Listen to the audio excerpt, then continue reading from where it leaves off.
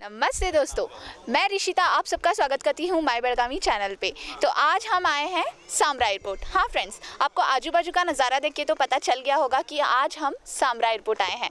तो हाँ फ्रेंड्स, आज हम आपके सामने दिखाएंगे कि यहाँ के रूल्स एंड रेगुलेशंस कैसे फॉलो किया जाता है। और कहीं लोग ऐसे होते हैं जो कि एयरपोर्ट देखे नहीं होंगे, तो उनके लिए आज हम आए हैं यहाँ सामरा एयरपोर्ट। और आप लोगों के लिए हम यहाँ पे दिखाएंगे कि यहाँ के रूल्स एंड मतलब रेगुलेशंस कैसे फॉलो किया जाता है, और specially in the time of corona. हाँ फ्रेंड्स, कोरोना के टाइम पे भी यहाँ पे रूल्स एंड रेगुलेशंस को कैसे फॉलो किया जाता है। और साथ ही हम बात करेंगे डायरेक्टर सर से और उनसे कहीं जानकारियाँ हासिल भी करेंगे। तो टाइम वेस्ट नहीं करेंगे, जल्दी से हमारे साथ चलिए।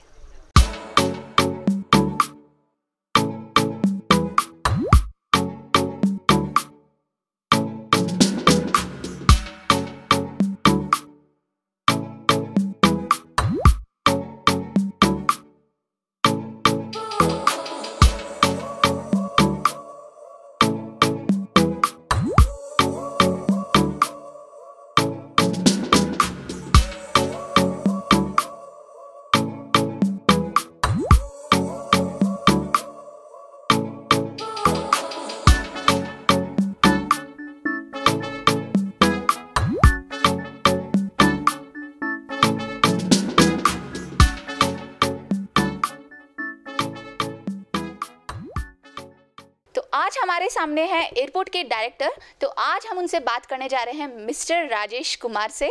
तो चलिए बात करते हैं। नमस्ते सर। नमस्कार। ओके, तो आपका ट्रांसफ़र कब हुआ है सर यहाँ? मैं 17 मई 2017 को मैं यहाँ ज्वाइन किया था। मैं इससे पहले अमृतसर था। अमृतसर से मैं यहाँ पे ट्रांसफ़र होके आया था, और एज ए एयरपोर्ट डायरेक्टर मैंने 17 मई 2017 को मैंने यहाँ का चार्ज लिया था एज एयरपोर्ट डायरेक्टर। ओके, तो जैसे कि बोला जाता है कि यहाँ का जो एरिया है, मतलब लैंड है, वो अक्वायर किया गया था। मतलब फार्मर्स जो भी मतलब फार्मर्स है, जैसे कि हन्याड़ का एरिया है, तो वो सब अक्वायर किया गया है, तो उनको कंपनसेशन नहीं मिला है। तो इस इशू पे आपका राय क्या है sir? State government of Karnataka ने एयरपोर्ट्स अथॉरिटी ऑफ इंडिया से ये कहा था कि इस एयरपोर्ट को आप वाइड बॉडीड एयरक्राफ्ट के लिए, ये मीन्स एयरबस 320 के लिए आप इसको एक्सपैंड करें, जिससे कि यहाँ एयरबस लैंड कर सके। पहले क्या था कि यहाँ पे केवल स्मॉल एयरक्राफ्ट ही आ सकते थे, ETR आ सकते थे, या Q400 ऑपरेट हो सकते थे। लेकिन गवर्नमेंट चाहती थी, स्टेट गवर्नमेंट चाहती थी कि एयरपोर्ट एक्सपैंड हो और यहाँ पे वाइड बॉडीड एयरक्राफ्ट आए। तो एयरपोर्ट्स अथॉरिटी ऑफ इंडिया ने इसको एक्सेप्ट किया, और एक्सेप्ट करने के बाद उन्होंने कहा कि आप हमें, स्टेट गवर्नमेंट को आप हमें लैंड दे दीजिए। 470 एकड़ land is required to expand this airport. I am very much thankful to the state government कि उन्होंने बहुत ही प्रॉम्प्टली हमें इस लैंड दी जो हमने लैंड मांगी थी। और उसके बाद हम लोगों ने इसको एक्सपेंड किया, एयरपोर्ट को रनवे लेंथ हमने इसको इंक्रीज़ की, और अभी रनवे लेंथ 2300 मीटर है।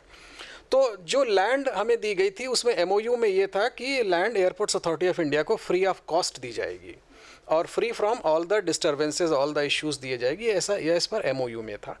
तो लैंड हमने दो साइड से ली थी। हमने टूवर्ड्स ईस्टर्न साइड लैंड हमने ली, ईस्टर्न साइड हमने लैंड ली, और वेस्टर्न साइड लैंड हमने ली। तो ईस्टर्न साइड में लैंड कुडची तक हमारी लैंड थी, कुडची एरिया की तरफ थी, और इस साइड हमने होनिहाल और जो माविनकट्टी एरिया है वहाँ पे ली थी। तो ईस्टर्न साइड लैंड में हमने रनवे को एक्सटेंड किया था, और वेस्टर्न साइड जो हमारा वेस्टर्न साइड हमने रनवे को एक्सटेंड किया था, और जो ईस्टर्न साइड हमारा था वहाँ पे हमें कैट 1 लाइटिंग लगानी थी। तो इस तरह से, और जो क्योंकि land as per MOU government को हमें फ्री ऑफ कॉस्ट देनी थी, जो इसका जो कंपनसेशन है वो स्टेट गवर्नमेंट को, जो इसके लैंड ओनर्स थे या जो फार्मर्स थे, उनको कंपनसेशन स्टेट गवर्नमेंट को उनको देना था। तो जो भी रेट डिसाइड किया होगा स्टेट गवर्नमेंट ने, उस हिसाब से उनको दिया गया है। तो यहाँ पे तो स्टेट गवर्नमेंट और आपके बीच में मतलब ये तो कोई मैटर नहीं करता, लेकिन मुझे ये सवाल करना है कि जो लोग सफ़र हुए इस बीच में, state government and central government के बीच में लोग जिस कारण सफ़र हुए, तो आप उनको क्या कहना चाहते हैं? बिकॉज उनका तो कोई मिस्टेक नहीं है, ये तो उनका लैंड है, मतलब उनका तो कुछ मिस्टेक नहीं है ना, but still they are suffering. जी, मिस्टेक किसी का नहीं है।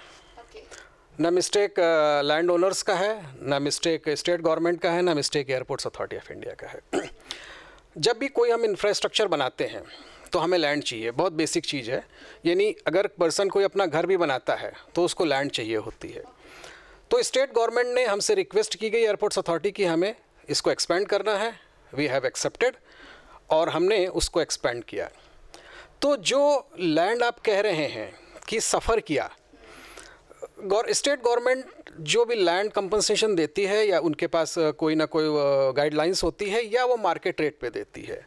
ओके, तो मार्केट रेट पे जो भी डिसाइड किया होगा, जो भी नेगोशिएशन हुआ होगा स्टेट गवर्नमेंट के साथ में लैंड ओनर्स का, उस हिसाब से दिया गया। तो एक पार्ट ये है उसमें यस मैं मानता हूँ कि कुछ लोगों की लैंड जो है, कुछ लोगों की लैंड होगी या हो सकता है उनके पास उतनी ही लैंड हो, उतने ही उन लैंड ओनर उसी पार्ट के हों। लेकिन मैं एक चीज़ को दूसरे पर्सपेक्टिव में रखना चाहूँगा कि अगर मान लीजिए कि लैंड ओनर्स हमें लैंड नहीं देते तो आज भी बेलगांव एयरपोर्ट 3 से 4 सिटी से कनेक्ट होता और छोटे एयरक्राफ्ट हम आज भी उड़ा रहे होते, ठीक, जबकि आसपास के एयरपोर्ट एक्सपैंड कर चुके होते। सपोज करिए कि यहाँ के लोगों ने हमें लैंड नहीं दिया होता तो कोल्हापुर एयरपोर्ट एक्सपैंड हो रहा है, वो हमसे बड़ा एयरपोर्ट बन चुका होता। हुबली एयरपोर्ट ऑलरेडी वो एयरबस के लिए है, तो हम ऐसे रह जाते कि हम छोटे से एयरपोर्ट रह जाते 2 एयरपोर्ट के बीच में, ठीक है। जिन लोगों ने लैंड दिया उन लोगों को मैं उनका धन्यवाद करता हूं कि आपने हमें लैंड देकर इस सिटी को आपने इंडिया के मैप पे लेके आ गए हैं। इस सिटी को आपने स्टेट की कैपिटल से ज्वाइन कर दिया है, इस सिटी को आपने इंडिया की कैपिटल से ज्वाइन कर दिया है। मानता हूं मैं कि लैंड आपने हमें दी है, हो सकता है लैंड आपने सेक्रीफाइस किया हो, जो आप कंपनसेशन मांग रहे हो वो कंपनसेशन ना मिला हो, लेकिन आपने जो लैंड दी है उसको हमने उससे जो बहुत से प्रोग्रेस होगी आने वाले समय में जो हो रही है वो मैं समझता हूँ कहीं ज़्यादा है। आप लोगों ने डेफिनेटली लैंड सेक्रीफाइस किया है, उसके लिए तो मैं धन्यवाद दे ही चुका हूँ, उसके थैंक्स मैंने कह दिया है। आप ये देखिए कि इस एयरपोर्ट से आज हम 13 सिटी से कनेक्टेड हैं, इंडिया की मेजर 13 सिटी से हम कनेक्टेड हैं। किसी को भी पर्सन को ज़्यादा से ज़्यादा अगर अब जाना है तो ज़्यादा से ज़्यादा 1 घंटे का टाइम लगेगा या 2 घंटे लगेगा, दिल्ली तक पहुंचने के 2 से ढाई घंटा, और उससे नीचे ही में आप सिटी से कनेक्ट हो रहे हैं। अब यहाँ से सिटी कौन से कनेक्टेड हैं? गुजरात में हम सूरत और अहमदाबाद से कनेक्ट हो गए हैं, राजस्थान में हम जोधपुर से कनेक्ट हो गए हैं, आने वाले समय में हम जयपुर से कनेक्ट होंगे। महाराष्ट्र में हम पूना से कनेक्टेड हो गए हैं, मुंबई से कनेक्टेड हो गए हैं, नासिक से कनेक्टेड हैं, इंदौर से कनेक्टेड हैं, आगे आने वाले टाइम में हम नागपुर से कनेक्ट होंगे। अब बेंगलोर से कनेक्टेड हैं, हैदराबाद से कनेक्टेड हैं, कड़प्पा है, मैसूर है, तिरुपति है। आगे आने वाले टाइम में हम और भी ट्राई कर रहे हैं, चेन्नई ट्राई कर रहे हैं, मैंगलुरु ट्राई कर रहे हैं, और भी ऐसे एयरपोर्ट हम सिटी ट्राई कर रहे हैं। तो डेफिनेटली आपने सेक्रीफाइस यहाँ के लोगों ने किया है और उसको हमेशा याद रखा जाएगा। जब जब एयरपोर्ट का नाम आएगा डेफिनेटली उन्होंने भी सेक्रीफाइस किया है अपनी लैंड को देकर। लेकिन आपने जो हम पे भरोसा किया था लैंड को देके, हमने इंडिया के बेस्ट स्मॉलर एयरपोर्ट में हमने उसको लाके खड़ा किया है। कुछ ऐसे समय भी है कि इस समय कर्नाटक में ये 3rd नंबर पे एयरपोर्ट है। जब बहुत से एयरपोर्ट बंद हो गए थे या कम ऑपरेशन थे, मैं पैंडेमिक में भी यहाँ से लोग अपने घरों पे सुरक्षित गए हैं, यहाँ से लोग आए हैं। तो मैं समझता हूँ जो उसको अगर मैं देखूँ उस पर्सपेक्टिव में, तो डेफिनेटली आपने हम पे भरोसा करके दिया, लेकिन उसको हमने जो रिटर्न किया है वो समझता आने वाले लोगों के लिए इस सिटी की प्रोग्रेस होगी, इस आसपास एरिया की प्रोग्रेस होगी, और डेफिनेटली बेलगांव एयरपोर्ट आने वाले समय में नंबर 1 एयरपोर्ट होगा। This was the very proud moment for Belgaum Meets. मेरा दूसरा सवाल ये है सर, यहाँ पे अभी होन्याल का एरिया सब अभी डेवलप भी आप कर रहे हैं, जैसे कि मैंने देखा है, मैं भी जाके वहाँ पे सब सर्च करके आई, तो वहाँ का एरिया आप डेवलप कर रहे हैं, तो आपके फर्दर प्लानिंग्स क्या है, आप हमारे ऑडियंस को बताइए। स्टेट गवर्नमेंट से हमने 2 साइड में लैंड मांगी थी, ईस्टर्न साइड और वेस्टर्न साइड में। वेस्टर्न साइड में लैंड हमने मांगी थी, रनवे को हमें एक्सटेंड करना था, और ईस्टर्न साइड में हमने लैंड मांगी थी हमारी कैट 1 लाइटिंग, क्योंकि नाइट को एयरक्राफ्ट लैंडिंग होने के लिए उनका एक लाइटिंग सिस्टम होता है, एक सीरीज़ ऑफ लाइटिंग्स होती हैं जिसको पायलट टारगेट करता है और उससे जो है लैंड करता है। तो कैट 1 लाइटिंग सिस्टम वहाँ पे लगना था। तो कैट 1 वो जो एरिया हमें जब हैंडओवर किया गया था, तो उस एरिया में जो आपका माविन कट्टी और होनिहाल एरिया है, वहाँ पे आप देखेंगे कि 2 विलेज थॉरोफेयर हैं, जो कि हमने उस एरिया को हमने पोजीशन में ले लिया था। पोजीशन में लेने के बाद हमने बाउंड्री वॉल बना दी, वहाँ पे थी रोड बना दी थी, वॉच टावर्स हमने लगा दिए थे, लेकिन 4 पॉकेट्स ऐसे हैं जो हमने ओपन छोड़ रखे हैं, जिससे कि विलेज के लोग आ जा सकें। क्योंकि मैं भी समझता हूँ कि दोनों के बीच में कोई भी रास्ता नहीं है, क्योंकि दोनों गांव, दोनों जो लोगों के आने जाने के लिए कोई भी रास्ता नहीं है 2 विलेज के लिए, तो इसलिए छोड़ा गया है। उसके लिए हमने स्टेट गवर्नमेंट से और हमने हमारे रिस्पेक्टेड हमारे डीसी साहब से, डिप्टी कमिश्नर साहब से भी हमने रिक्वेस्ट हम कर रहे हैं, लेटर भी हमने लिखा है कि उस जो विलेज की रोड है उसको आउटसाइड शिफ्ट किया जाए, जिससे कि वो लैंड हम यूज़ कर सकें। इवन आज भी लैंड जो है हम उसको यूज़ नहीं कर पा रहे हैं, क्योंकि वहाँ पब्लिक मूवमेंट है, वहाँ पे हमें लाइटिंग सिस्टम लगाना है। तो चीज़ें प्रोसेस चल रही हैं, मुझे लगता है जल्दी ही इस पे कोई ना कोई इसका सलूशन निकलेगा। और मैं आपके चैनल से जितने भी वहाँ के अभी आसपास के जो विलेजर्स हैं, जो लोग हैं, उनसे मैं एक ही रिक्वेस्ट करूँगा कि आपने इतनी जब हमें लैंड दी है, तो थोड़ा सा और हमें लैंड चाहिए होगी इस रोड को बनाने के लिए, डाइवर्ट करने के लिए।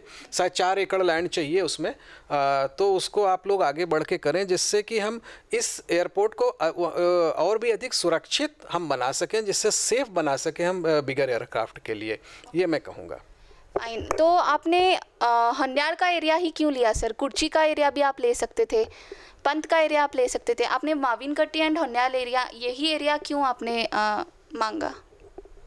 वो इसलिए मांगा गया है कि जब एयरक्राफ्ट जब लैंड करता है तो रनवे की सेंटर लाइन पे आता है वो, तो ये जो 2 एरिया हैं ये बिल्कुल सेंटर लाइन पे है, क्योंकि एयरक्राफ्ट जब लैंड करेगा तो उसकी डायरेक्शन जो होगी वो रनवे की सेंटर लाइन पे उसको लैंड करना है, या जब वो टेक ऑफ करेगा तो रनवे की लैंड सेंटर लाइन से। तो ये दो जो एरिया हैं ये बिल्कुल सेंटर लाइन पे पड़ते हैं, तो यहीं पे लाइट लगाई जा सकती हैं। लाइट अगर हम लेफ़्ट राइट लगाएंगे तो उसका कोई मतलब नहीं है। इसलिए जो टेक्निकल इश्यूज़ हैं, जो उसकी ऑपरेशनल हमारे रीजंस की वजह से 2 जगह हमने लैंड मांगी थी।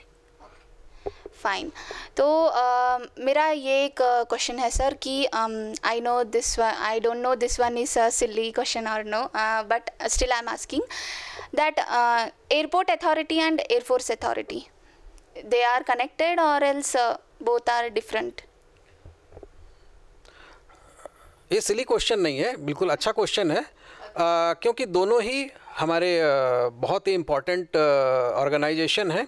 Air force is our pride of हमारी कंट्री का जो एयरफोर्स है वो प्राइड है, उस पर हमें सब पे गर्व है, क्योंकि वो जिस तरह से रक्षा करते हैं, हम लोगों की रात दिन लगे हुए हैं। जो हमारा जो एयर स्पेस है उसकी सेफ्टी और सिक्योरिटी हमारे एयरफोर्स करते हैं, तो उनको सलाम है।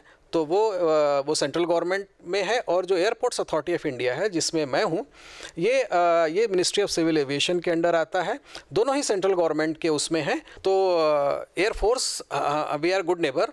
हम एयरफोर्स और हमारा बेलगाव एयरपोर्ट है, हम लोग एक दूसरे की बहुत ही अच्छे नेबर्स हैं। और तो दोनों ही जो है मैं समझता हूँ दोनों ही इस हमारी कंट्री के प्राइड हैं, एयरपोर्ट्स अथॉरिटी ऑफ इंडिया और air force. So my next question is, आपने माविन कट्टी एरिया में लोगों का लैंड मांगा, तो क्यों आपने एयरफोर्स अथॉरिटी में से उनसे लैंड क्यों नहीं मांगा सर? उनको क्यों नहीं रिक्वेस्ट किया? देखिए, वही मैंने आपको कहा कि हमें लैंड की जो ज़रूरत होती है, लैंड की ज़रूरत हमें थी ईस्ट वेस्टर्न पार्ट में, हमें लैंड की ज़रूरत थी रनवे को बढ़ाने की। तो जो एग्जिस्टिंग रनवे है उसी जो सेंटर लाइन है उसी को हम बढ़ा सकते आगे हैं, उसमें हम लेफ़्ट राइट नहीं कर सकते क्योंकि हमें एकदम स्ट्रेट लाइन में जाना है। तो ईस्टर्न साइड में हमने लाइटिंग के लिए मांगी थी, कैटमैन लाइटिंग के लिए, तो वो सेंटर लाइन के ही एक्सटेंडेड में जाएगा और ईस्टर्न में और वेस्टर्न में सेंटर लाइन के ही उसमें जाएगा। एयरफोर्स जो हमारा है वो हमारा वो सेंटर लाइन से अवे है, तो उसकी हमें लैंड की वहाँ पे हमें उनसे नहीं चाहिए थी। हाँ, उनसे हमें कुछ लैंड जो हमारा रनवे का एंड है जो 26 है वहाँ पे हम उनसे कुछ लैंड ले रहे हैं, म्यूचुअल हम ट्रांसफ़र ले रहे हैं। हम 15 एकड़ लैंड उनसे ले रहे हैं और 15 एकड़ हम उनको दे रहे हैं। तो थोड़ा सा जो एरिया है वो हमें उनका पार्ट चाहिए होगा, तो वो हम ले रहे हैं। बेसिकली जब हमने लैंड मांगी थी स्टेट गवर्नमेंट से, तो 15 एकड़ का लैंड जो था, 11 एकड़ का लैंड जो था वो एयरफोर्स का भी पार्ट था उसमें जो लैंड मांगी गई थी, लेकिन उसमें कुछ इश्यूज़ हुए तो उसकी वजह से अभी हम म्यूचुअल ट्रांसफ़र कर रहे हैं। सो मेरा नेक्स्ट क्वेश्चन ये है सर कि बेसिकली अभी कोई भी फ्रेशर्स हो उनको भी इच्छा होता है कि हाँ हम भी एयरलाइंस में जॉब करें एंड ऑल, तो अभी प्राइवेट लाइंस जैसे होते हैं एविएशन एंड ऑल, हमारे चैनल पे ऑलरेडी हमने वीडियो किया है उसके ऊपर, तो क्या रियल में they means that aviation and this airport authority they are interconnected, means वहाँ पे जो भी ट्रेनिंग लेते हैं तो क्या सच में यहाँ पे उनको जॉब मिला जाता है? आपने एक प्रश्न किया कि क्या इंटरकनेक्टेड है। Yes, we are complementary to each other, क्योंकि एयरपोर्ट अगर हम कर रहे हैं तो अगर एयरलाइंस नहीं है तो उसका कोई मीनिंग नहीं है, और अगर एयरलाइंस हैं और एयरपोर्ट नहीं है तो उसका भी कोई मीनिंग नहीं। तो we are both are good each others complements. Okay, अभी आपने कहा है कि जॉब के लिए एयरपोर्ट्स अथॉरिटी ऑफ इंडिया में जो हमारी जितनी भी जॉब हैं एयरपोर्ट्स अथॉरिटी में, मैं इसको बहुत ही स्ट्रेस के साथ कह रहा हूँ क्योंकि बहुत से हम ऑलमोस्ट एवरी वीक हम फेक लोग ऑफ़र करते हैं उसको जॉब एयरपोर्ट पे, और लोग इस तरह आते पैसे लूज़ करते हैं। तो मैं आपके चैनल से बताना चाह रहा हूँ कि एयरपोर्ट्स अथॉरिटी ऑफ इंडिया में कोई भी जॉब XYZ कोई भी जॉब हमारी वेबसाइट है www.aai एयरपोर्ट्स अथॉरिटी का शॉर्ट फॉर्म .aero AERO। अब वहाँ पे जाएं, वहाँ का कैरियर ऑप्शन है। कैरियर ऑप्शन में जितनी भी पोस्ट होती हैं आप अपने अकॉर्डिंग टू योर क्वालिफ़िकेशन आप उसमें चूज़ कर सकते हैं। उसमें इंजीनियरिंग की जॉब निकलती हैं, ATC की निकलती हैं, CNS है, HR है, जितने भी डिपार्टमेंट हैं, केवल वही एक सोर्स है इंडिया में जहां आप जा सकते हैं। आपको किसी से भी कांटेक्ट करने की ज़रूरत नहीं है, और आपको अगर कोई कहता है कि मैं एयरपोर्ट्स अथॉरिटी ऑफ इंडिया में जॉब दिला दूँगा तो वो झूठ बोलता है। आप उसके चक्कर में बिल्कुल नहीं पड़े। आप उसको, और बहुत लोग होते हैं कि उसने मुझसे 2000 रुपये ले लिए, 10,000 रुपये ले लिए, आप बिल्कुल इस उसमें नहीं पड़े। इसमें फेक है, और बहुत से पुलिस ने दिल्ली में अलग अलग सिटीज़ में ऐसे लोगों को उन्होंने कैच भी किया है। अच्छा, एयरपोर्ट्स अथॉरिटी ऑफ इंडिया जो होती है, जो एविएशन के लोग होते हैं उनको नहीं लेती है, क्योंकि हमारे पास जो डिपार्टमेंट्स होते हैं वो टेक्निकल हैं, लैंड से रिलेटेड हैं। एविएशन के जो लोग हैं जिसकी आप बात कर रहे हैं, जैसे कि बहुत से एविएशन के लोग इंस्टीट्यूट होते हैं, बेलगांव में भी बहुत से एविएशन के इंस्टीट्यूट हैं, तो उनको वो एयरपोर्ट्स अथॉरिटी अगर उनको आना है तो वो उस चैनल से आना पड़ेगा। उसका एग्ज़ाम होगा या उसका इंटरव्यू होगा, जो भी प्रोसेस उसमें दिया है उसके थ्रू होगा। जो एयरलाइंस लेती हैं, एयरलाइंस भी अगर लेती हैं तो या तो वो इंटरव्यू कंडक्ट करती हैं, वो बताती हैं, पब्लिकली बताती हैं, या उनकी वेबसाइट पे आप जा सकते हैं, उनके थ्रू होता है। अगर कोई बहुत से, क्योंकि यहाँ पे बहुत से लोग ऐसे आते हैं कि साहब मुझे फेक लेटर लेके आते हैं कि स्पाइसजेट का फेक है, किसी ने उसको एडिट करके बना दिया और उसको दे दिया और उससे पैसे ले लिए। तो कोई भी आपसे पैसा मांग रहा है, चाहे एयरलाइंस का हो, चाहे एयरपोर्ट्स अथॉरिटी के नाम पे हो कि मैं आपको एयरपोर्ट में जॉब दिला दूंगा, आपको लोडर बना दूंगा, आपको मैं क्लीनर बना दूंगा, आपको ग्राउंड स्टाफ बना दूंगा, आपको एयरपोर्ट अथॉरिटी में जॉब दे दूंगा, इवन आपको लेटर पैड पे भी देता है और उससे पैसा मांगता है, आपको इमीडिएट समझ में आना चाहिए कि वो फ्रॉड है। कहीं भी पैसा लेके नहीं किया जा रहा है, और जो भी है वो एयरपोर्ट्स अथॉरिटी के वेबसाइट पे जाएं। अगर आपको कॉल आ रही है कि आप मुझे पैसा ट्रांसफ़र करें, मैं आपको जो हूँ अभी ईमेल से वो लेटर दे रहा हूँ, इमीडिएट FIR करें।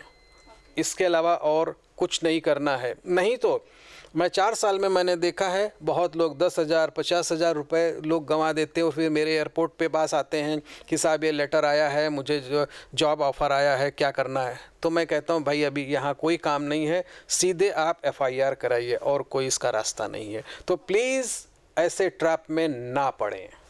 जी, This one is very good information for us. So thank you so much sir for your all informations. So अभी कोरोना का situation and all चल रहा है, तो इस situation में आपने क्या सेफ्टी मतलब फॉलो किया है या फिर क्या ऐसे सेफ्टी का ख्याल रखा है आपने? देखिए जब ये हमारा कोविड का पीरियड था 2020 में, हमारी 25 मई से हमारी फ़्लाइट्स रिज्यूम हुई थी, डोमेस्टिक फ़्लाइट्स रिज्यूम हुई थी, जैसा कि गवर्नमेंट ने हमें ऑर्डर दिए थे कि डोमेस्टिक फ़्लाइट्स होंगी। कोरोना के एक ऐसा पैंडमिक पीरियड हमारे पास चल रहा है जिसका किसी को एक्सपीरियंस नहीं था कि हमें कैसे करना है, क्या करना है। तो जो भी गाइडलाइंस हमें हेल्थ मिनिस्ट्री से आई, जो भी guideline ministry of civil aviation से हमारे पास आई, उनको हम लोगों ने 100% फॉलो करने की हमने कोशिश करी। सबसे पहले क्योंकि हमारा एयरपोर्ट बहुत छोटा एयरपोर्ट था, तो उसमें कहा गया था कि आपको 1 मीटर की डिस्टेंस बनानी है, एक सीट को छोड़ना है। और तो उस पीरियड उसके लिए हमने ये किया कि हमने जो आउटसाइड हमारा एरिया था, जो पहले व्हीकल जहाँ पे आते थे, हमने व्हीकल को पहले दूर अभी खड़ा करना शुरू किया, जिससे कि जो रोड का हमारा एरिया था आउटसाइड टर्मिनल बिल्डिंग, उसको हमने एक वेटिंग एरिया बनाया। उसको हमने 3 पार्ट में कन्वर्ट किया था। एक पार्ट में जो पैसेंजर आते थे, आने के बाद उसकी थर्मल स्क्रीनिंग होती थी। थर्मल स्क्रीनिंग के बाद पैसेंजर फिर नेक्स्ट जोन में जाते थे और वहाँ पे उनका सैनिटाइजेशन, बैग का सैनिटाइजेशन होता था। तो आते ही हम उनकी थर्मल स्कैनिंग करते हैं, उनके तो वो करने के बाद ही वो डिपार्चर में जा सकते हैं। तो वो प्रोसेस हम लास्ट जब से हम 25 मई से आज तक भी वो हम कर रहे हैं। उसके बाद जो गाइडलाइन आई थी कि आप जो हमारे जो चेक इन काउंटर्स हैं उसके ऊपर आप एक बैरियर लगाइए, ग्लास के बैरियर लगाइए, जिससे कि पब्लिक और उसके बीच में कांटेक्ट ना हो। वो हम लोगों ने क्रिएट किया। सोशल डिस्टेंसिंग के लिए तो फ्लोरिंग पे हमने मार्किंग्स करी, जैसा कि हमें गवर्नमेंट ने बताया था। जो सीट्स हमारी थी सिक्योरिटी होल्ड एरिया में, उसमें एक सीट को हमने बीच में क्रॉस मारा, उस पर रिबन बांधा जिससे उस पर बैठ नहीं सकें। तो अराइवल में जो पैसेंजर आ रहे थे उनकी थर्मल स्क्रीनिंग हो रही थी, उनका टेम्परेचर चेक हो रहा था, उसको कर रहे थे। और जैसे जैसे गवर्नमेंट ने हमें कहते गए कि आपको RT-PCR चेक करना है, आपको जो भी चीज़ें गवर्नमेंट ने हमें बताई, हमने इस एयरपोर्ट को फॉलो किया।